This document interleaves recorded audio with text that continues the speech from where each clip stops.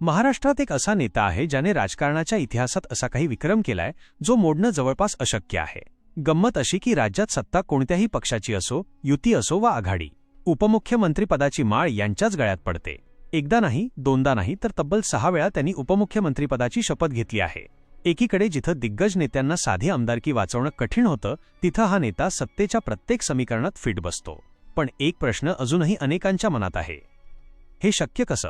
राजकारणात जिथं रोज नवी समीकरणं जुळतात आणि बिघडतात, तिथं ह्या नेत्याचा दबदबा असा काय आहे की प्रत्येक मुख्यमंत्री त्यांना आपल्यासोबत घेऊ इच्छितो. याचं सर्वात मोठं रहस्य आहे त्यांची प्रशासनावर असलेली जबरदस्त पकड आणि पहाटेपासून कामाला लागण्याची शिस्त.